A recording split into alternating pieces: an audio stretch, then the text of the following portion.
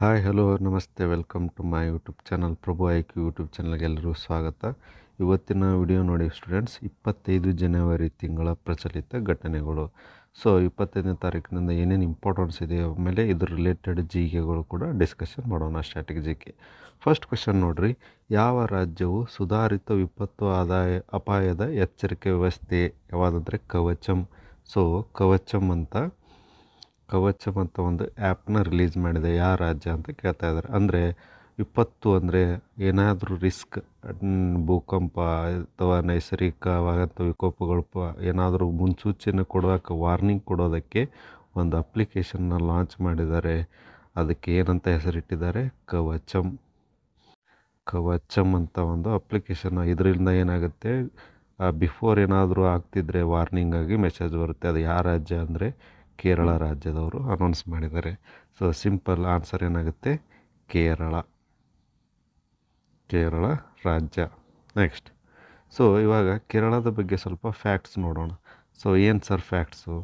So ಕೇರಳದ ಸಾಮಾನ್ಯ ಮಾಹಿತಿ. ಫಸ್ಟ್ ಆಫ್ ಆಲ್, ಕೇರಳ ರಾಜ್ಯ ಯಾವಾಗ ಸ್ಥಾಪನೆ ಆಯ್ತಂದರೆ ನವಂಬರ್ 1, 1956 ರಾಜ್ಯಗಳ ಪುನರ್ವಿಂಗಡಣೆ ಆಯಿತು. ಅದರಲ್ಲಿ ಕರ್ನಾಟಕ ಕೂಡ ಇದೆ. ಅದರಲ್ಲಿ ಕರ್ನಾಟಕದ್ದು ಯಾವಾಗುತ್ತೆ? ನವಂಬರ್ 1ನೇ ತಾರೀಕು. ಅವಾಗೂ 1956 ನಮ್ಮ ಕರ್ನಾಟಕ ರಾಜ್ಯವು ಸ್ವತಂತ್ರ ರಾಜ್ಯವಾಗಿ ಬೇರ್ಪಟ್ಟಿತ್ತು. ಹಾಗಾಗಿ ಕೇರಳದು ಕೂಡ ಏನಾಗುತ್ತೆ, ನವಂಬರ್ 1ನೇ ತಾರೀಕು ಏನಾಗುತ್ತೆ, ನವಂಬರ್ 1ನೇ ತಾರೀಕನ್ನದು ರಾಜ್ಯೋತ್ಸವನಾಗಿ ಅಲ್ಲಿ ಕೂಡ ಆಚರಣೆ ಮಾಡ್ತಾರೆ. ನೆಕ್ಸ್ಟು, ರಾಜಧಾನಿ. ಕೇರಳದ ರಾಜಧಾನಿ ಏನಂತ ನೋಡಿಕೊಂಡ್ರೆ ತಿರುವನಂತಪುರಂ ಏನಾಗುತ್ತೆ, ರಾಜಧಾನಿ ಆಗುತ್ತೆ. ಅದೇ ಥರ ಅತಿ ದೊಡ್ಡ ಸಿಟಿ ಅಂದರೆ ನಗರ ಅಂತ ಯಾವುದಾತಿದ್ರೆ ಕೊಚ್ಚಿ ಆಗುತ್ತೆ. ಸೊ ನೋಡಿ, ನೆಕ್ಸ್ಟ್ ಕೊಚ್ಚಿ ಏನಿದೆಯಲ್ಲ, ಇದು ಅತಿ ದೊಡ್ಡ ಸಿಟಿ ಆಗುತ್ತೆ. ನೆಕ್ಸ್ಟು ಮತ್ತೇನು ಇಂಪಾರ್ಟೆಂಟ್ ಅಂದರೆ ಜಿ ಕೆ ಪಾರ್ಟಲ್ಲಿ, ಹಾಗಾದರೆ ಕೇರಳ ರಾಜ್ಯದ ಮುಖ್ಯಮಂತ್ರಿ ಯಾರಂದರೆ ಪಿಣರಾಯಿ ವಿಜಯನ್ ಮತ್ತು ರಾಜ್ಯಪಾಲರು ರೀಸೆಂಟಾಗಿ ಚೇಂಜ್ ಆಗಿದ್ದಾರೆ. ಫಸ್ಟ್ ಆರಿಫ್ ಅಂತ ಇದ್ದರು, ಇವಾಗ ರಾಜೇಂದ್ರ ವಿಶ್ವನಾಥ್ ಅರ್ಲೇಕರ್ ಅವರು ಗವರ್ನರ್ ಆಗಿದ್ದಾರೆ. ನೆಕ್ಸ್ಟ್ ಸ್ವಲ್ಪ ಭೌಗೋಳಿಕ ಲಕ್ಷಣಗಳ ಬಗ್ಗೆ ನೋಡ್ಕೊತ ಹೋದರೆ ನೋಡ್ರಿ, ಕೇರಳಕ್ಕೆ ಯಾವಾಗಲೂ ದೇವರ ಸ್ವಂತ ನಾಡು ಅಂತ ಕರೀತಾರೆ.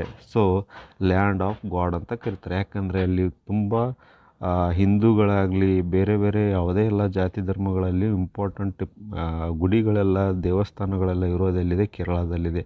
ಫಾರ್ ಎಕ್ಸಾಂಪಲ್ ಶಬರಿ, ಅಯ್ಯಪ್ಪ ಸ್ವಾಮಿದು ದೇವಸ್ಥಾನ, ಎಲ್ಲ ಪದ್ಮನಾಭನ ದೇವಸ್ಥಾನ, ಎಲ್ಲ ಇಂಪಾರ್ಟೆಂಟ್ ದೇವರುಗಳು ಎಲ್ಲಿದ್ದಾವೆ? ಕೇರಳದಲ್ಲಿರೋದ್ರಿಂದ ಇದನ್ನೇನಂತ ಕರೀತಾರೆ? ದೇವರ ಸ್ವಂತ ನಾಡು ಅಂತ ಕರೀತಾರೆ. ನೆಕ್ಸ್ಟ್ ಇನ್ ಇಂಪಾರ್ಟೆಂಟು ನೃತ್ಯ ರೂಪಗಳು ನೋಡ್ರಿ. ಕ್ಲಾಸಿಕಲ್ ಡ್ಯಾನ್ಸ್ಗಳು ಕೇಳ್ತಾನೆ ಎಕ್ಸಾಂಪಲ್, ಮೋಹಿನಿಯಟ್ಟಂ, ಕಥಕ್ಕಳಿ, ಇವೆಲ್ಲ ಮೋಸ್ಟ್ ಇಂಪಾರ್ಟೆಂಟ್ ಯಾವ ರಾಜ್ಯದಂತ ಕೇಳ್ತಾರೆ. ಹಾಗಾಗಿ ಕೇರಳ ರಾಜ್ಯದಲ್ಲಿ ಕಥಕ್ಕಳಿ ಮತ್ತು ಕಥಕ್ಕಳಿಗೆ ಡಿಫ್ರೆನ್ಸ್ ಇದೆ. ಕಥಕ್ ಅಂದರೆ ಎಲ್ಲಾಗುತ್ತೆ? ಉತ್ತರ ಭಾರತದ ನೃತ್ಯ ಆಗುತ್ತೆ. ಕಥಕ್ಕಳಿ ಅಂತ ಬಂದರೆ ಎಲ್ಲಾಗುತ್ತೆ ಅಂದರೆ ಕೇರಳ ರಾಜ್ಯದಾಗುತ್ತೆ. ಅದೇ ಥರ ಮೋಹಿನಿಯಟ್ಟಂ ಕೂಡ ಒಂದು ನೃತ್ಯ. ನೆಕ್ಸ್ಟ್ ನೋಡಿ, ಪ್ರಸಿದ್ಧ ಹಬ್ಬಗಳು. ಸೊ ಕೇರಳ ರಾಜ್ಯದ ಮೋಸ್ಟ್ ಇಂಪಾರ್ಟೆಂಟ್ ಇದು ನೋಡ್ರಿ, ವಿಶೇಷ ರಾಜ್ಯ, ಹೀಗಾಗಿ ಇದರಲ್ಲಿ ಕ್ವಶನ್ಸ್ಗಳು ಬರುತ್ತೆ. ಪ್ರಸಿದ್ಧ ಹಬ್ಬಗಳು ಯಾವಂದರೆ ಓಣಂ, ವಿಶು ಮತ್ತು ತ್ರಿಶೂರ್ ಪೂರಂ ಅಂತ ಮೋಸ್ಟ್ ಇಂಪಾರ್ಟೆಂಟ್ ಹಬ್ಬಗಳು. ಓಣಂ, ಆಮೇಲೆ ವಿಶು ಮತ್ತು ತ್ರಿಶೂರ್ ಪೂರಂ ಮೋಸ್ಟ್ ಇಂಪಾರ್ಟೆಂಟ್ ಪ್ರಸಿದ್ಧ ಹಬ್ಬಗಳು. ನೆಕ್ಸ್ಟ್ ನೋಡ್ರಿ, ಪ್ರಮುಖ ಸಂಗತಿಗಳು ಏನಂದರೆ ಭಾರತದ ಮೊದಲ ಸಂಪೂರ್ಣ ಸಾಕ್ಷರ ರಾಜ್ಯ.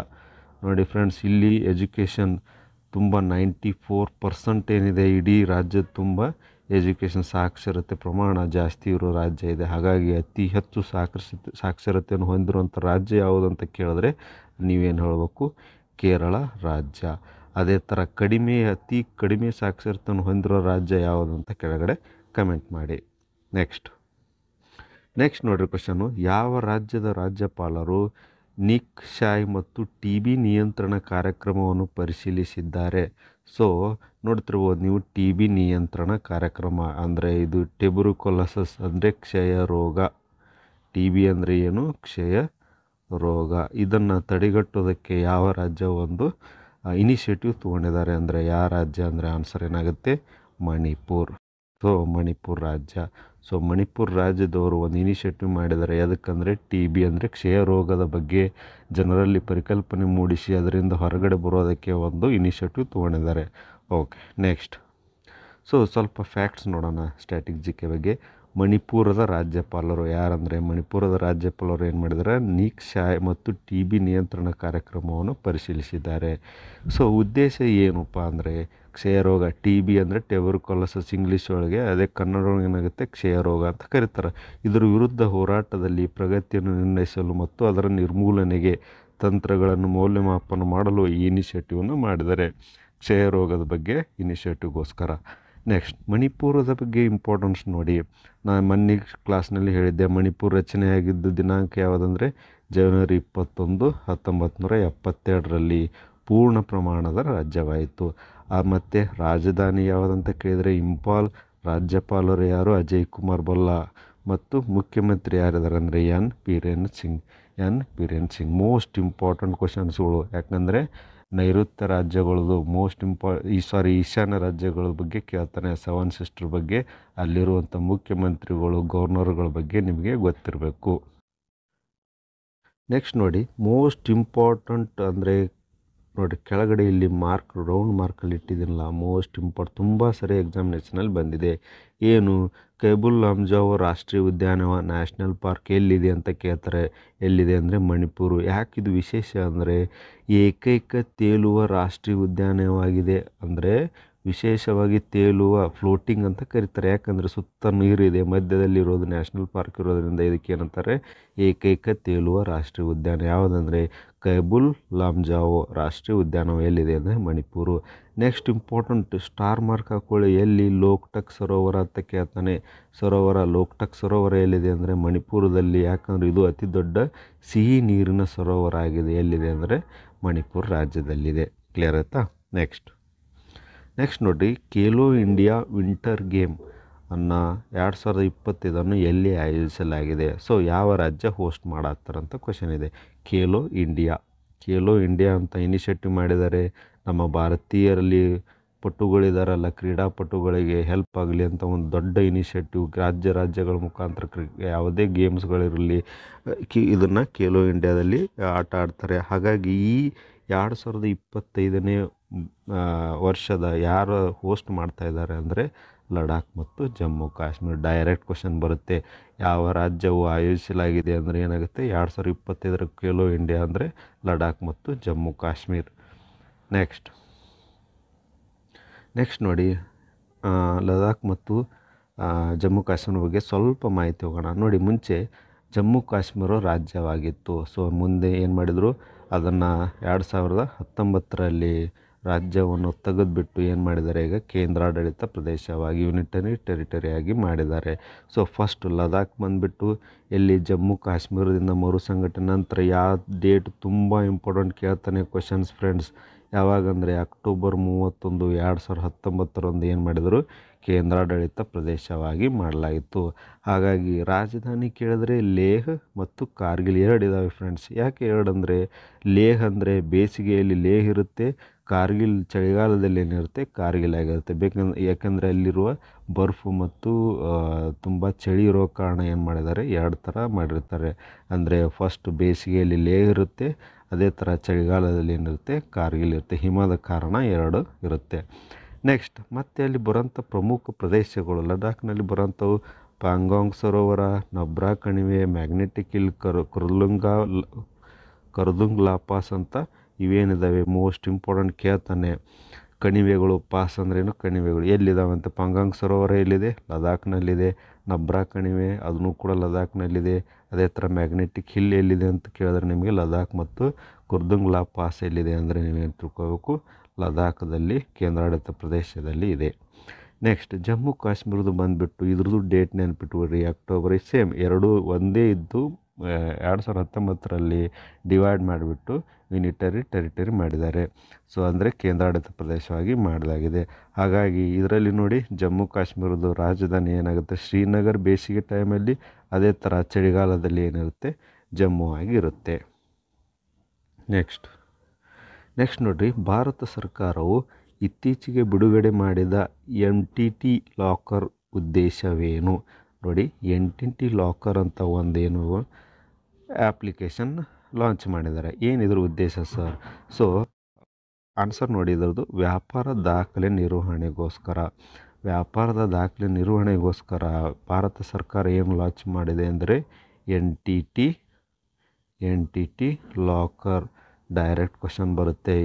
ಯಾವ ಉದ್ದೇಶಕ್ಕಾಗಿ ಲಾಂಚ್ ಮಾಡಿದಾರೆ ಅಂದರೆ ವ್ಯಾಪಾರ ದಾಖಲೆ ಬಗ್ಗೆ. ಸೊ ಯಾವುದೇ ಅಂಥ ಬಿಸ್ನೆಸ್ ಡಾಕ್ಯುಮೆಂಟ್ಸ್ಗಳ ಬಗ್ಗೆ ಸಂಬಂಧ ಏನು ಮಾಡಿದ್ದಾರೆ, ಎನ್ ಟಿ ಟಿ ಲಾಕರ್ ಅಂತ ಒಂದು ಆ್ಯಪ್ನ ಲಾಂಚ್ ಮಾಡಿದ್ದಾರೆ. ನೆಕ್ಸ್ಟ್, ಓಕೆ ಸರ್, ಇದ್ರ ಏನು ಉದ್ದೇಶ? ಎನ್ ಟಿ ಟಿ ಲಾಕರ್ ಅಂದರೆ ಎದಕ್ಕೆಂದರೆ ಸುರಕ್ಷಿತ ಕ್ಲೌಡ್ ಆಧಾರಿತ ಪ್ಲ್ಯಾಟ್ಫಾರ್ಮ್ ಅನ್ನು ಸಮರ್ಥ ವ್ಯಾಪಾರ ದಾಖಲೆ ನಿರ್ವಹಣೆಗಾಗಿ ವಿನ್ಯಾಸಗೊಳಿಸಲಾಗಿದೆ. ಸರ್ ಏನಂದರೆ, ಫಸ್ಟ್ ಆಫ್ ಆಲ್ ಕ್ಲೌಡ್ ಅಂದರೆ ಏನು ಅಂದರೆ ನೋಡಿ, ನಾವು ಯಾವುದೇ ಡೇಟಾನ, ಸೊ ಫಾರ್ ಎಕ್ಸಾಂಪಲ್ ನಿಮ್ಮದು ಆಧಾರ್ ಕಾರ್ಡು, ನಿಮ್ದು ಏನೇ ಡಾಕ್ಯುಮೆಂಟ್ಸ್ ಇದ್ರೆ ನಾವೆಲ್ಲಿ ಇಟ್ಕೋತೀವಿ ಹೇಳಿ? ಪುಸ್ತಕ ಬುಕ್ನಲ್ಲಿ ಇರುತ್ತೆ ಅಥವಾ ಫಾರ್ಮೆಟಲ್ಲಿ ಇಟ್ಕೊಂಡಿರ್ತೀವಿ. ಬಟ್ ಅದು ಯಾವಾಗ ಏನಾಗುತ್ತೆ ಅಂತ ಹೇಳಕ್ಕೆ ಬರೋಲ್ಲ, ಕಳ್ಕೊಬೋದು, ಏನೋ ಆಗ್ಬೋದು. ಬಟ್ ಅದನ್ನೇ ನಾವು ಏನು ಡೇಟಾನ ಕ್ಲೌಡಲ್ಲಿ ಅಂದ್ರೇನು, ನಾವು ಸರ್ವರಲ್ಲಿ ಅದನ್ನು ಡೌನ್ಲೋಡ್ ಮಾಡಿ ಇಟ್ಬಿಟ್ರೆ ನಿಮ್ಮದು ಯಾವುದೇ ಅಪಾಯ ಕಾರಣ ಏನೇ ನಿಮ್ಮ ಹಾರ್ಡ್ ಕಾಪಿ ಫೇಲ್ ಆದ್ರೂ ನಾವು ಅಲ್ಲಿಂದ ಏನು ಮಾಡ್ಕೋಬೇಕು, ಡೌನ್ಲೋಡ್ ಮಾಡಿಕೊಂಡು ಸೇವ್ ಮಾಡ್ಕೋಬೋದು. ಹೀಗಾಗಿ ಈ ಅಪ್ಲಿಕೇಶನ್ ಯೂಸ್ ಆಗಲಿ ಅಂತ ಎನ್ ಟಿ ಟಿ ಅಂತ ಲಾಕರ್ನ ಯೂಸ್ ಮಾಡಿದ್ದಾರೆ. ಓಕೆ, ಇನ್ನು ನೆಕ್ಸ್ಟ್ ಯಾರಿಂದ ಪ್ರಾರಂಭ ಮಾಡಿದ್ದಾರೆ ಅಂದರೆ ಅಫ್ಕೋರ್ಸ್ ಯಾರಂದರೆ ಭಾರತ ಸರ್ಕಾರ. ಯಾವ ಮಿನಿಸ್ಟ್ರಿ ಅಂದರೆ ಎಲೆಕ್ಟ್ರಾನಿಕ್ಸ್ ಮತ್ತು ಮಾಹಿತಿ ತಂತ್ರಜ್ಞಾನ ಸಚಿವಾಲಯ, ಮೈಟಿ ಅಂತ ಕರೀತಾರೆ ಅದು. ಸೊ ಹಾಗಾಗಿ ಈ ಮಾಹಿತಿ ತಂತ್ರಜ್ಞಾನ ಮತ್ತು ಈ ಸಚಿವಾಲಯದ ಅಡಿಯಲ್ಲಿ ಏನು ಮಾಡಿದ್ದಾರೆ, ಎನ್ ಟಿ ಟಿ ಲಾಕರ್ ಅಂತ ಒಂದು ಅಪ್ಲಿಕೇಶನ್ ಲಾಂಚ್ ಮಾಡಿದ್ದಾರೆ. ನೆಕ್ಸ್ಟ್ ನಿಮ್ಮ ಕ್ವಶನ್ ಏನು ಕೇಳ್ಬೋದು, ಇದ್ರದ್ದು ಸಚಿವ ಯಾರಿದ್ದಾರೆ, ಈ ಖಾತೆ ಸಚಿವರು ಯಾರಿದ್ದಾರೆ ಅಂದರೆ ನೀವು ಏನು ಹೇಳಬೇಕು, ಶ್ರೀ ಅಶ್ವಿನ್ ವೈಷ್ಣವ್. ಇವರೇನಿದ್ದಾರೆ ಪ್ರಸ್ತುತ ಎಲೆಕ್ಟ್ರಾನಿಕ್ಸ್ ಮತ್ತು ಮಾಹಿತಿ ತಂತ್ರಜ್ಞಾನ ಸಚಿವಾಲಯದ ಸಚಿವರಾಗಿ ಕೆಲಸವನ್ನು ನಿರ್ವಹಿಸ್ತಿದ್ದಾರೆ.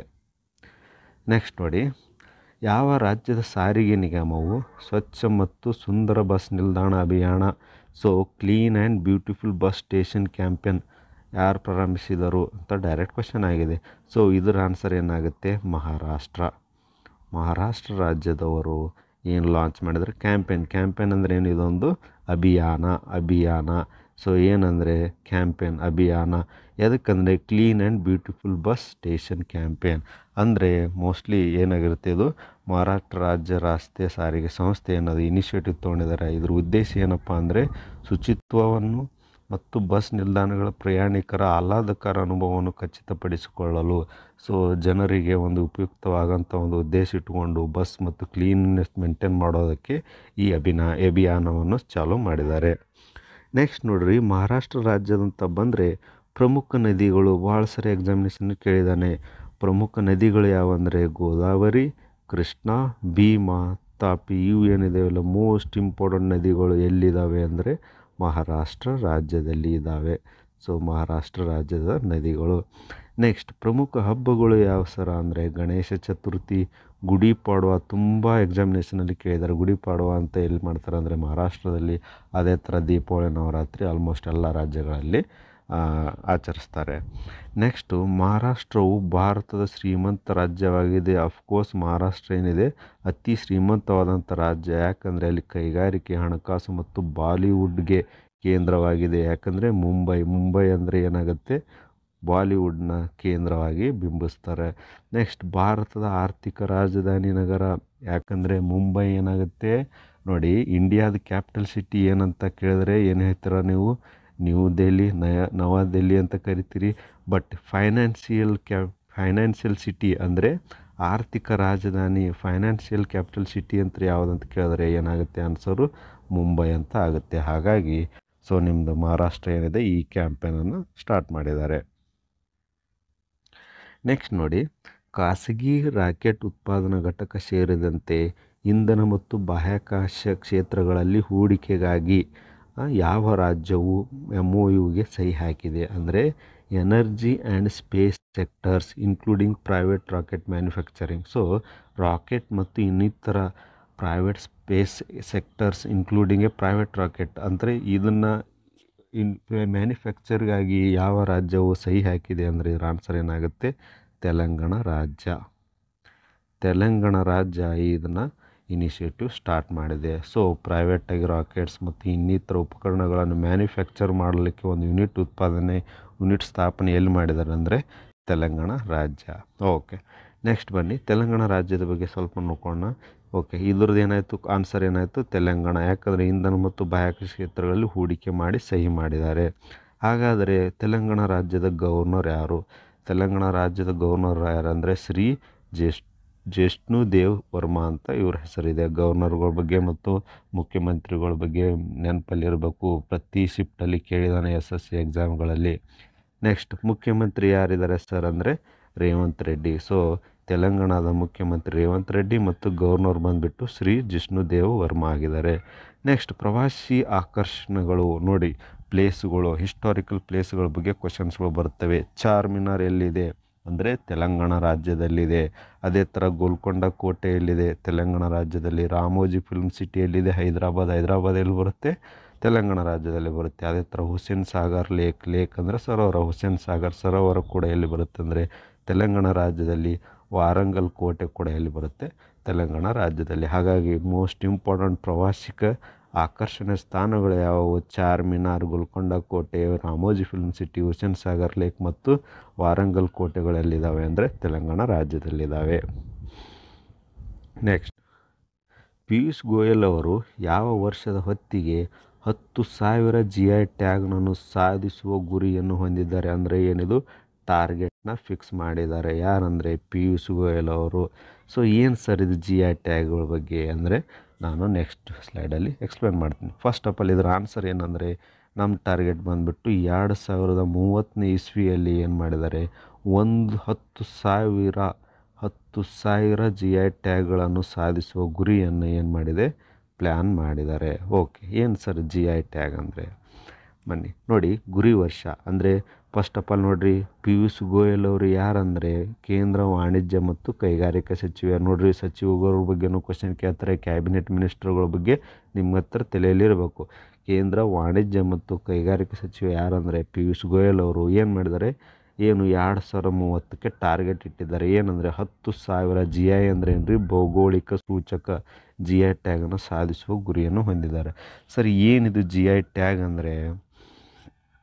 ನೋಡಿ, GI ಟ್ಯಾಗ್ ಅಂದರೆ ಏನಂದರೆ ಭೌಗೋಳಿಕ ಏನಂತಾರೆ GI ಟ್ಯಾಗ್ ಅಂದರೆ ಏನು ಸರ್ ಇದು? ಭೌಗೋಳಿಕ ಸೂಚ್ಯಾಂಕ ಅಂದರೆ ಏನಂದರೆ ಇದು ನಿರ್ದಿಷ್ಟವಾದ ಉತ್ಪನ್ನಗಳನ್ನು ಗುರುತಿಸುತ್ತದೆ ಮತ್ತು ಅವುಗಳ ವಿಶಿಷ್ಟ ಗುಣಗಳನ್ನು ಮತ್ತು ಪರಂಪರೆಯನ್ನು ಎತ್ತಿ ಹಿಡಿಯುತ್ತದೆ. ಅಂದರೆ ಇವಾಗ ಒಂದು ಪ್ಲೇಸಲ್ಲಿ ಈ ಪ್ಲೇಸಲ್ಲಿ ಬಿಟ್ಟರೆ ಬೇರೆ ಎಲ್ಲಿ ಸಿಗಲ್ಲ ಅಂತ ವಸ್ತುಗಳಿರುತ್ತಲ್ಲ, ಅದಕ್ಕೆ ಏನು ಮಾಡ್ತಾರೆ, ಒಂದು GI ಟ್ಯಾಗ್ ಅಂತ ಅನೌನ್ಸ್ ಮಾಡ್ತಾರೆ. ಫಾರ್ ಎಕ್ಸಾಂಪಲ್, ಇವಾಗ ಗುಂಟೂರು ಖಾರ ಅಂತ ಕರೀತಾರೆ. ಗುಂಟೂರು ಮೆಣಸಿನ್ಕಾಯಿ ಎಲ್ಲಿದೆ? ಗುಂಟೂರು ಅಂದರೆ ತೆಲಂಗಾಣ ರಾಜ್ಯದಲ್ಲಿದೆ. ತೆಲಂಗಾಣ ರಾಜ್ಯದಲ್ಲಿ ಒಂದು ಗುಂಟೂರು ಅಂತ ಒಂದು ಡಿಸ್ಟಿಕ್ಕಲ್ಲಿ ಅಲ್ಲಿ ಮೆಣಸಿನ್ಕಾಯಿನೂ ಬೆಳೀತಾರೆ. ಹಾಗಾಗಿ ಅಲ್ಲಿ ಸ್ಪೆಷಲ್ ಖಾರ ಇರೋದ್ರಿಂದ ಅದಕ್ಕೇನು ಅಲ್ಲೊಂದು GI ಟ್ಯಾಗ್ ಇರುತ್ತೆ. ಅದೇ ಥರ ಈ ಥರ ವಿಶೇಷವಾಗಿ ಇರೋಂಥದ್ದು ನಾವು ಇನ್ನೊಂದು ನಮ್ಮ ಭಾಷೆಯಲ್ಲಿ ಹೇಳ್ಬೇಕಂದ್ರೆ, ಈಗ ಉತ್ತರ ಕರ್ನಾಟಕದಲ್ಲಿ ಸ್ಪೆಷಲ್ ಮಿರ್ಚಿ ಬಜ್ಜಿ ಅಂತ ಮಾಡ್ತೀವಿ. ಸೊ ಈ ಥರ ಬಜ್ಜಿನ ಬೇರೆ ಎಲ್ಲಿ ಸಿಗಲ್ಲ, ನಮ್ಮಲ್ಲಿ ಮಾತ್ರ ಸಿಗುತ್ತಲ್ಲ. ಸೊ ಹಾಗಾಗಿ ಇಂಥ ಒಂದು ಭೌಗೋಳಿಕ ವಿಶೇಷತೆನ ಹೊಂದಿರಬೇಕು ಮತ್ತು ಅಲ್ಲಿ ಆ ಪ್ಲೇಸ್ ಬಿಟ್ಟರೆ ಬೇರೆ ಕಡೆ ಎಲ್ಲಿ ಸಿಗಬಾರದು ಅಂಥ ವಿಶೇಷಗಳು ಏನಂತ ಕರೀತಾರೆ, GI ಟ್ಯಾಗ್ ಅಂತ ಕರೀತಾರೆ. ಹಾಗಾಗಿ ಇದಕ್ಕೋಸ್ಕರ ಏನು ಮಾಡಿದ್ದಾರೆ, ಸದ್ಯದಲ್ಲಿ ಭಾರತದಲ್ಲಿ ಪ್ರಸ್ತುತ ಎಷ್ಟಿದಾವೆ ಹೇಳಿ, 605 ಟ್ಯಾಗ್ಗಳನ್ನು ಅನೌನ್ಸ್ ಆಗಿದೆ. ಸೊ ಟೋಟಲ್ ನೋಡಿರಿ, ಇವಾಗ ಸದ್ಯಕ್ಕಿರೋದು 605 GI ಟ್ಯಾಗ್ಗಳನ್ನ ಅಷ್ಟೇ ಹೊಂದಿದೆ. ಬಟ್ ಪ್ಲ್ಯಾನ್ ಏನಿದೆ 2030ರಲ್ಲಿ ಅಷ್ಟರಲ್ಲಿ ಮಿನಿಮಮ್ 10,000 GI ಟ್ಯಾಗ್ಗಳ ಬಗ್ಗೆ ಪರಿಷ್ಕರಣೆ ಮಾಡಿ ನಾವು ರೀಚ್ ಆಗ್ಬೇಕಂತ ಸೆಟ್ ಮಾಡಿದ್ದಾರೆ ಗೋಲು. Okay sir. ಓಕೆ, ಉದಾಹರಣೆಗಳಲ್ಲಿ ನಾನು ಇವಾಗ ಹೇಳಿದೆ ನಮ್ಮ ಉತ್ತರ ಕರ್ನಾಟಕ ಭಾಷೆಯಲ್ಲಿ ಏನಿದೆ. ಬಟ್ ನೋಡಿ, ಡಾರ್ಜಿಲಿಂಗ್ ಟೀ ನೋಡಿ, ಈ ಟೀ ಅಲ್ಲೇ ಮಾತ್ರ ಫೇಮಸ್ಸು. ಅದೇ ಥರ ಮೈಸೂರು ಸಿಲ್ಕ್ ಅಂದರೆ ಮೈಸೂರು ಸಿಲ್ಕ್ ಸ್ಯಾರಿನ ತೊಗೊಂಡಿರ್ತೀರ ಆ ಟೈಪು. ಮತ್ತು ಬಾಸ್ಮತಿ ರೈಸ್ ಇವೆಲ್ಲ ಏನಂತಾರೆ, GI ಟ್ಯಾಗ್ ಅಂತ ಕರೀತಾರೆ. ಸೊ ಅದೇ ಥರ ನೆಕ್ಸ್ಟ್ ಒಂದು ಇಂಪಾರ್ಟೆಂಟ್ ಕ್ವಶನ್ ಏನಪ್ಪ ಅಂದರೆ, ಸ್ಟಾರ್ ಮಾರ್ಕ್ ಹಾಕ್ಕೊಳ್ಳಿ. ಭಾರತದ ಮೊದಲ GI ಟ್ಯಾಗ್ ಯಾವಾಗ ಸಿಕ್ಕಿದೆ ಅಂದರೆ 2004-2005ರಲ್ಲಿ ಫಸ್ಟ್ ಸಿಕ್ಕಿರೋದು ಯಾವುದಂದರೆ ಡಾರ್ಜಿಲಿಂಗ್ ಟೀ. ಡಾರ್ಜಿಲಿಂಗ್ ಚಾಕ್ಕೆ ಏನು ಕೊಟ್ಟಿದ್ದಾರೆ, 2004 ಮತ್ತು 2005ರಲ್ಲಿ ಫಸ್ಟ್ ಬಂದಿರೋದು GI tag. So I hope ನಿಮಗೆ ಕ್ಲಿಯರ್ ಆಯಿತು ಅಂತ ಅನ್ಕೋತೀನಿ. ನೆಕ್ಸ್ಟ್, ಯಾವ ರಾಜ್ಯ ಸರ್ಕಾರವು ದೀನ್ ದಯಾಳ್ ಉಪಾಧ್ಯಾಯ ಭೂಮಿಹೀನ ಕೃಷಿ ಮಜ್ದೂರ್ ಕಲ್ಯಾಣ ಯೋಜನೆಯನ್ನು ಪ್ರಾರಂಭಿಸಿದೆ. ಸೊ ಸಿಂಪಲ್, ಇದು ಯಾವುದಂದರೆ ಒಂದು ಇನಿಷಿಯೇಟಿವ್. ಇದು ಕೂಡ ಏನಂದರೆ ದೀನ್ ದಯಾಳ್ ಉಪಾಧ್ಯಾಯ ಅವರ ಭೂಮಿಹೀನ ಕೃಷಿ ಮಜ್ದೂರ್ ಕಲ್ಯಾಣ ಯೋಜನೆ. ಯಾವ ರಾಜ್ಯದವರು ಅಂದರೆ ಛತ್ತೀಸ್ಗಢ ರಾಜ್ಯದವರು ಏನು ಮಾಡಿದ್ದಾರೆ, ಅನೌನ್ಸ್ ಮಾಡಿದ್ದಾರೆ. ಏನು ಸರ್ ಇದರಿಂದ ಅಂದರೆ, ಯಾರು ಕಡು ಬಡವರಿದ್ದಾರೆ, ಭೂಮಿಹೀನ ಅಂದರೆ ಭೂಮಿ ಇರದ ವ್ಯಕ್ತಿಗಳಿಗೆ, ಇರದ ಕೂಲಿ ಕಾರ್ಮಿಕರಿಗೆ ಸೊ ಯಾರು ಭೂಮಿ ಇರದ ಕೂಲಿ ಕಾರ್ಮಿಕರಿಗೆ ಪ್ರತಿ ವರ್ಷ 10,000 ರೂಪಾಯಿಯನ್ನು ಛತ್ತೀಸ್ಗಢ ಸರ್ಕಾರ ಅವರು ಏನು ಮಾಡ್ತಾರೆ, ಒದಗಿಸಿಕೊಡ್ತಾರೆ. ಸೊ ಅವರಿಗೆ ಜೀವನದಲ್ಲಿ ಹೆಲ್ಪ್ ಆಗಲಿ, ಅವರ ಫ್ಯಾಮ್ಲಿಗೆ ಇಂಪ್ರೂವ್ ಆಗಲಿ ಅಂತ ಒಂದು ಉದ್ದೇಶ ಇಟ್ಟುಕೊಂಡು, ಯಾರಿಗಿದು ಓನ್ಲಿ ಭೂಮಿ ಇರದ ಕೂಲಿ ಕಾರ್ಮಿಕರಿಗೆ ಎಷ್ಟು ಪ್ರತಿ ವರ್ಷ 10,000 ರೂಪಾಯಿಯನ್ನು ಕೊಡಬೇಕಂತ ಇದು ದೀನ್ ದಯಾಳ್ ಉಪಾಧ್ಯಾಯ ಭೂಮಿಹೀನ ಕೃಷಿ ಮಜ್ದೂರ್ ಕಲ್ಯಾಣ ಯೋಜನೆಯ ಪ್ರಕಾರ ಆರಂಭಿಸಿದ್ದಾರೆ. ನೆಕ್ಸ್ಟ್ ನೋಡಿ, ಫ್ಯಾಕ್ಟ್ಸ್ ನೋಡಿರಿ. ಫಸ್ಟ್ ಆಫ್ ಆಲ್, ರಾಯ್ಪುರ್ ಯಾವುದು, ಛತ್ತೀಸ್ಗಢದ ರಾಜಧಾನಿ. ಮೋಸ್ಟ್ ಇಂಪಾರ್ಟೆಂಟ್ ನೆನಪಿರ್ಬೇಕು ಇವೆಲ್ಲ. ರಾಯ್ಪುರ್ ಏನಾಗುತ್ತೆ, ಛತ್ತೀಸ್ಗಢದ ರಾಜಧಾನಿ. ಅಲ್ಲಿನ ಮುಖ್ಯಮಂತ್ರಿ, ಇದು ಭೂಪೇಶ್ ಬಘೇಲ್ ಅಲ್ಲ, ಮಿಸ್ಟೇಕ್ ಇದೆ, ಇದರಲ್ಲಿ ಚೇಂಜ್ ಮಾಡ್ಕೋಬೇಕು. ಸೊ ಯಾರಿದ್ದಾರೆ ಅಂದರೆ ಶ್ರೀ ವಿಷ್ಣು ದೇವ್ ಸಾಯಿ ಅಂತ ಇದ್ದಾರೆ. ಇವರೇನು ಮುಖ್ಯಮಂತ್ರಿ ಇದ್ದಾರೆ ಸದ್ಯಕ್ಕೆ, ಅವ್ರು ಏನು ಮಾಡಿದ್ದಾರೆ, ಅನೌನ್ಸ್ ಮಾಡಿದ್ದಾರೆ. ಸೊ ಉದ್ದೇಶ ಬಂದ್ಬಿಟ್ಟು ನಾನು ಆಲ್ರೆಡಿ ಹೇಳಿದ್ದೀನಿ, ಏನಂದರೆ ಭೂರಹಿತ ಕೃಷಿ ಕಾರ್ಮಿಕರಿಗೆ ಆರ್ಥಿಕ ಭದ್ರತೆ ಅಂದರೆ ಏನು ರೀ, 10,000 ಪ್ರತಿ ವರ್ಷ ಏನು 10,000 ರೂಪಾಯಿಯನ್ನು ಆ ಕುಟುಂಬಕ್ಕೆ ಒದಗಿಸಲಾಗುತ್ತೆ. ಎದಕ್ಕಂದರೆ ಅವರ ಜೀವನ ಆಧಾರವನ್ನು ಖಚಿತಪಡಿಸೋದಕ್ಕೆ. ಹಾಗಾಗಿ ಅಲ್ಲಿ ಮುಖ್ಯಮಂತ್ರಿ ಯಾರಿದ್ದಾರೆ, ವಿಷ್ಣುದೇವ್ ಸಾಯಿ ಇದ್ದಾರೆ. ಅದೇ ಥರ ರಾಜ್ಯಪಾಲರು ಯಾರಂದರೆ ಶ್ರೀ ರಾಮನ್ ದೇಕಾ ಅಂತ ಯಾರಿದ್ದಾರೆ, ರಾಜ್ಯಪಾಲರು ಇದ್ದಾರೆ.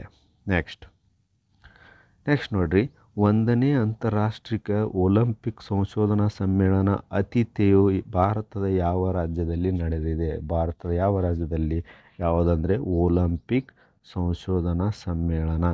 ಸೊ ಯಾವ ರಾಜ್ಯ ಅಂದರೆ ಆನ್ಸರ್ ಏನಾಗುತ್ತೆ, ಗುಜರಾತ್ ರಾಜ್ಯದಲ್ಲಿ ಏನಾಗಿದೆ, ಈ ಮೀಟಿಂಗ್ ನಡೆದಿದೆ. ಏನು ಸರ್ ಇದು ಮೀಟಿಂಗ್ ಉದ್ದೇಶ ಏನು ಅಂದರೆ, 2036ರಲ್ಲಿ ಭಾರತ ಏನು ಮಾಡ್ತಾ ಇದೆ, ಒಲಿಂಪಿಕ್ನ ಹೋಸ್ಟ್ ಮಾಡ್ತಾ ಇದೆ. ಮೋಸ್ಟ್ ಇಂಪಾರ್ಟೆಂಟ್ ಕ್ವಶನ್ ನೋಡಿರಿ, 2036ನೇ ಇಸ್ವಿ ದೊಡ್ಡ ಇಂಪಾರ್ಟೆಂಟ್ ಮತ್ತು ಭಾರತ ದೇಶಕ್ಕೆ ಇದೊಂದು ದೊಡ್ಡ ಕಿರೀಟವನ್ನು ಮುಡಿಗೇರಿಸ್ತದೆ. ಯಾಕಂದರೆ ಒಲಿಂಪಿಕ್ಕನ್ನು ಹೋಸ್ಟ್ ಮಾಡೋದು ಅಷ್ಟು ಈಸಿ ಅಲ್ಲ. ಅಂದರೆ ನಮ್ಮ ದೇಶನು 2036ಕ್ಕೆ ಪ್ಲ್ಯಾನ್ ಮಾಡ್ತಾ ಇದೆ ಒಲಿಂಪಿಕ್ಕನ್ನು ಹೋಸ್ಟ್ ಮಾಡೋದಕ್ಕೆ. ಅದ್ರ ಬಗ್ಗೆ ಮೀಟಿಂಗ್ಗೋಸ್ಕರ ಎಲ್ಲಿ ಆಗಿದೆ ಅಂದರೆ ಗುಜರಾತ್ನಲ್ಲಿ ಆಗಿದೆ. ಕ್ಲಿಯರ್ ಆಯಿತಾ? ನೆಕ್ಸ್ಟ್ ನೋಡಿರಿ, ಯಾವ ಸ್ಥಳ ಅಂತ ಕೇಳಿದ್ರೆ ಗುಜರಾತ್ನ ಗಾಂಧಿನಗರದಲ್ಲಿರುವ ರಾಷ್ಟ್ರೀಯ ರಕ್ಷಾ ವಿಶ್ವವಿದ್ಯಾಲಯದಲ್ಲಿ ಆಯೋಜನೆಗೊಂಡಿತ್ತು. ದಿನಾಂಕ ನೋಡಿರಿ, ಪ್ಲ್ಯಾನ್ ಇದೆ ಯಾವಾಗಂದರೆ ಜನವರಿ 27ರಿಂದ 30 ಅಲ್ಲಿ 2025ಕ್ಕೆ ನಡೆಯಲು ಪ್ಲ್ಯಾನ್ ಮಾಡಿದ್ದಾರೆ. ಈ ಕಾರ್ಯಕ್ರಮವು 2036ರ ಬೇಸಿಗೆ ಒಲಿಂಪಿಕ್ ಆತಿಥ್ಯ ಅಂದರೆ ಏನು ರೀ, ಹೋಸ್ಟ್ ಆತಿಥ್ಯವನ್ನು ವಹಿಸಲು ಭಾರತವನ್ನು ಸಿದ್ಧತೆಯ ಭಾಗವಾಗಿದೆ. ಮೋಸ್ಟ್ ಇಂಪಾರ್ಟೆಂಟ್ ಕ್ವಶನ್ ಏನಂದರೆ 2036ರಲ್ಲಿ ಬೇಸಿಗೆ ಒಲಿಂಪಿಕ್ಸನ್ನು ಯಾರು ಹೋಸ್ಟ್ ಮಾಡತ್ತಾರಂದರೆ ಭಾರತ ದೇಶ. ಸೊ ನೆಕ್ಸ್ಟ್ ನೋಡಿರಿ, ಗುಜರಾತದ ಗವರ್ನರ್ ಯಾರಂದರೆ ಆಚಾರ್ಯ ದೇವವ್ರತ್. ಅದೇ ಥರ ಮುಖ್ಯಮಂತ್ರಿ ಯಾರಂದರೆ ಭೂಪೇಂದ್ರ ಪಟೇಲ್ ಅವರು ಮುಖ್ಯಮಂತ್ರಿ ಆಗಿದ್ದಾರೆ. ನೆಕ್ಸ್ಟ್ ನೋಡಿರಿ, ಲಾಸ್ಟ್ ಕ್ವಶನು, ಪ್ರಳಯ್ ಕ್ಷಿಪಣಿಯನ್ನು ಅಭಿವೃದ್ಧಿಪಡಿಸಿದ ಸಂಸ್ಥೆ ಯಾವುದು? ಪ್ರಳಯ್ ಅಂತ ಏನು ಮಿಸೈಲ್ ಏನಂತಾರೆ, ಮಿಸೈಲ್ ಇಂಗ್ಲೀಷಲ್ಲಿ ಏನು ಕರೀತಾರೆ, ಮಿಸೈಲ್ ಅಂದರೆ ಕ್ಷಿಪಣಿ. ಯಾರು ಇದನ್ನು ರೆಡಿ ಮಾಡಿದ್ದಾರೆ, ಯಾರು ಮ್ಯಾನುಫ್ಯಾಕ್ಚರ್ ಮಾಡಿದ್ದಾರೆ ಅಂದರೆ ಆನ್ಸರ್ ಏನು ಬರುತ್ತೆ, ರಕ್ಷಣಾ ಸಂಶೋಧನೆ ಮತ್ತು ಅಭಿವೃದ್ಧಿ ಸಂಸ್ಥೆ DRDO. ಸೊ DRDOದವರು ಏನು ಮಾಡಿದ್ದಾರೆ, ಪ್ರಳಯ ಅಂತ ಒಂದು ಕ್ಷಿಪಣಿಯನ್ನು ಅಭಿವೃದ್ಧಿಪಡಿಸಿದ್ದಾರೆ. ಓಕೆ, ನೆಕ್ಸ್ಟ್ ನೋಡಿರಿ, ಫ್ಯಾಕ್ಟ್ಸ್ ನೋಡಿ. ಕ್ಷಿಪಣಿ ಹೆಸರು ಏನಪ್ಪ ಅಂದರೆ ಪ್ರಳಯ ಕ್ಷಿಪಣಿ. ಭಾರತದ ಮೊದಲ ಯುದ್ಧ ತಂತ್ರದ ಅಲೆ ಬ್ಯಾಲಿಸ್ಟಿಕ್ ಕ್ಷಿಪಣಿ ಅಂತ ಕರೀತಾರೆ. ಯಾರು ರೆಡಿ ಮಾಡಿದ್ದಾರೆ ಅಂದರೆ defence research and development organisation ಏನಂತ ಕರೀತಾರೆ, DRDO. Most important DRDO. Okay, ಏನು ಸರ್ ಇದರ ವಿಶಿಷ್ಟತೆ ಅಂದರೆ short range surface to surface ballistic missile ಅಂತ ಕರೀತಾರೆ. ಅಂದರೆ ಭೂಮಿ ಟು ಭೂಮಿಯಲ್ಲಿರೋಂಥ ಯುದ್ಧಗಳಲ್ಲಿ ಈ ಕ್ಷಿಪಣಿಯನ್ನು ಯೂಸ್ ಮಾಡಬಹುದು. ಹಾಗಾಗಿ ಯಾರು ಇದನ್ನು ರೆಡಿ ಮಾಡಿದ್ದಾರೆ, ಯಾರು ತಯಾರು ಮಾಡಿದ್ದಾರೆ ಅಂದರೆ DRDO ಸಂಸ್ಥೆ. DRDO ಲಾಂಗ್ ಫಾರ್ಮ್ ಕೇಳ್ತಾನೆ ಏನಂದರೆ defence research and development organisation. Next most important DRDO ಬಗ್ಗೆ. DRDO ಯಾವಾಗ ಸ್ಥಾಪನೆ ಆಯಿತಂದರೆ 1958ರಲ್ಲಿ ಸ್ಥಾಪನೆ ಆಯಿತು. ಯಾವುದಂದರೆ ರಕ್ಷಣಾ ಸಚಿವಾಲಯದಲ್ಲಿ ಗೃಹ ಮಂತ್ರಿ ಸಚಿವಾಲಯದ ಅಂಡರ್ಗೊಳಗೆ ಬರುತ್ತೆ ಭಾರತ ಸರ್ಕಾರ. ಅದೇ ಥರ ಇದ್ರ ಪ್ರಧಾನ ಕಚೇರಿ ಎಲ್ಲಿದೆ ಅಂದರೆ ನವದೆಹಲಿ ಆಗುತ್ತೆ. ಅದೇ ಥರ ನೀವು ಇವಾಗ ನೆಕ್ಸ್ಟ್ ಏನು ಮಾಡಬೇಕು, ಇಸ್ರೋ ಬಗ್ಗೆ, ಆಮೇಲೆ ಹಿಂದೂಸ್ತಾನ್ ಏರೋನಾಟಿಕಲ್ ಲಿಮಿಟೆಡ್ ಬಗ್ಗೆ, ಇವ್ರ ಬಗ್ಗೆ ಎಲ್ಲ ಹೆಡ್ ಕ್ವಾರ್ಟರ್ ಎಲ್ಲಿದೆ, ಅದರದ್ದು ಸ್ಥಾಪನೆ ಆದ ವರ್ಷ ಮತ್ತು ಅದರ ಈಗ ಹೆಡ್ ಯಾರಿದ್ದಾರೆ ಅಂತ ಹೇಳಬೇಕು. ನಾನು ನಿಮಗೆ ಇವಾಗ ಹೋಮ್ವರ್ಕ್ ಕೊಡ್ತಿರೋದು DRDOದು ಈಗಿನ ಕರೆಂಟ್ ಚೀಫ್ ಯಾರಿದ್ದಾರೆ ಅಂತ ಕಮೆಂಟ್ ಮಾಡಬೇಕು. ಸೊ ಐ ಹೋಪ್ ನಿಮಗೆಲ್ಲ ಕ್ಲಿಯರ್ ಆಯ್ತು ಅಂತ ಅನ್ಕೋತೀನಿ ಫ್ರೆಂಡ್ಸ್. ಸೊ ಇದೇ ಥರ ಇಂಪಾರ್ಟೆಂಟ್ GK ಪಾರ್ಟ್ನು ಕವರ್ ಮಾಡಿದ್ವಿ. ಅದೇ ಥರ 25 ಜನವರಿ ಪ್ರಚಲಿತ ಘಟನೆಗಳನ್ನು ಮಾಡಿದ್ವಿ. ಸೊ ಇದೇ ಥರ ವಿಡಿಯೋನ ನೋಡಿ, ಶೇರ್ ಮಾಡಿ, ಸಬ್ಸ್ಕ್ರೈಬ್ ಮಾಡಿ ಮತ್ತು ಆದಷ್ಟು ಬೇಗ ನಿಮ್ಮ ಫ್ರೆಂಡ್ಸ್ ಸರ್ಕಲ್ಗಳಲ್ಲಿ ಶೇರ್ ಮಾಡಿ. ಸೊ ಇದರಿಂದ ಉಪಯೋಗನ ಪಡ್ಕೊರಿ ಅಂತ ಹೇಳ್ತಾ ನೆಕ್ಸ್ಟ್ ವಿಡಿಯೋದಲ್ಲಿ ಮತ್ತೆ ಸಿಗೋಣ. Thank you so much.